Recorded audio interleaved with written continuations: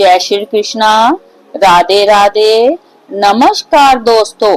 आज की इस वीडियो में हम श्रवण करेंगे कार्तिक मास में सुनी जाने वाली पंच भिक्षु की कहानी। कार्तिक में सुबह 5 दिन तक पंच भिक्षु की पूजा करे। 11 12 को कुछ न खाए, 13 को जीम ले, फिर 14 को कुछ न खाए। बाद में पूनम के दिन 5 चीजें ब्राह्मणी को दे। इसी प्रकार 4 वर्ष तक पंच भिक्षु का व्रत करे। 5वें साल 5 ब्राह्मणियों को जोड़े से जिमाई और दक्षिणा दे। इच्छा अनुसार साड़ी और रुपए रखकर सासू जी के पैर छूकर दो। आइए शुरू करते हैं पंच भिक्षु की कहानी। एक शाहूकार के बेटे की बहू थी। वह कार्तिक के महीने में सुबह जल्दी उठकर गंगा जी नहाने जाती थी। वह पराये पुरुष का मुंह नहीं देखती थी। राजा का लड़का भी गंगा जी नहाने जाता था। राजा का लड़का कहता कि मैं सुबह नहाता हूँ, मेरे से पहले कोई नहीं नहाता। जब 5 दिन कार्तिक के रह गए तो उस दिन शाहूकार के बेटे की बहू नहाकर जा रही थी और राजा का बेटा आ रहा था। शोर सुनकर जल्दी से जाने लगी, जिससे अपनी मोती की माला वहीं पर भूल गई। तब राजा के बेटे ने वह मोती की माला देखी तो देखकर कहा कि जय माला किसकी है जो इतनी सुंदर है, तो पहनने वाली कितनी सुंदर होगी। बाद में सारी नगरी में ढिंडोरा पिटवा दिया कि जिसकी जय माला है वह मेरे पास आएगी, तब मैं उसकी जय माला दूंगा। और खुद वहां तोते का पिंजरा टांग कर बैठ गया। सुबह शाहूकारनी की बहू आई तो पहली पैंडी पर पांव रखा तो बोली कि अगर मेरे में सत है तो इसे नींद आ जाए। और भगवान ने उसका सत रख लिया और उसे नींद आ गई। वह नहाकर चली गई। राजा का बेटा उठकर बैठ गया और तोते से पूछा कि क्या वह आई थी, तो वह कैसी थी। तब तोता बोला कि अप्सरा जैसी, बिजली जैसी, जल कामड़ी, गुलाब जैसा रंग। राजकुमार ने कहा कि आज तो मैं अंगुली चीर कर बैठ जाऊंगा, फिर नींद नहीं आएगी। दूसरे दिन वह उंगली चीर कर बैठ गया।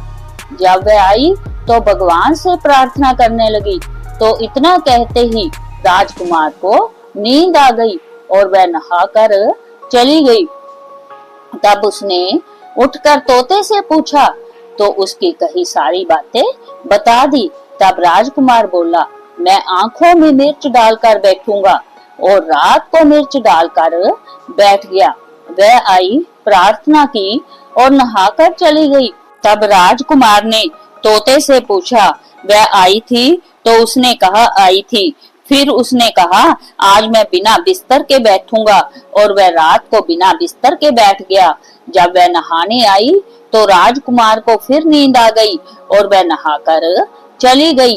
राजकुमार ने उठकर देखा कि वह नहाकर चली गई, तो वह बोला आज मैं आग की अंगीठी पर बैठूंगा, जिससे नींद नहीं आएगी। और वह आग की अंगीठी पर बैठ गया।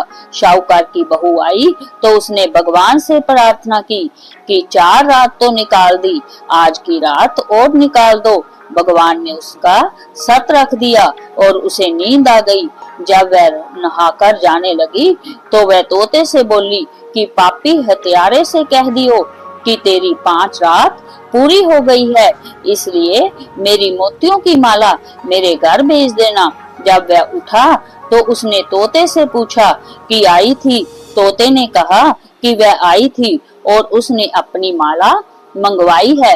तब राजकुमार ने सोचा कि वह तो सच्ची थी, उसका तो भगवान ने भी सत रख लिया है। थोड़े दिन बाद राजकुमार के शरीर में कोढ़ निकल आया और वह तड़पने लगा।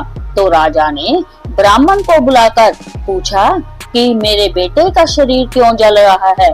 तब ब्राह्मण ने कहा कि उस शाहूकार की बहू को धर्म बहन बना ले और उसके नहाए हुए जल से नहाए तो इसका कोढ़ ठीक हो जाएगा।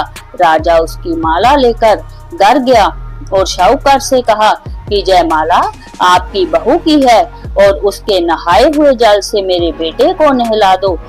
तो शाहूकार ने कहा, वह तो किसी पराये पुरुष का मुंह भी नहीं देखती।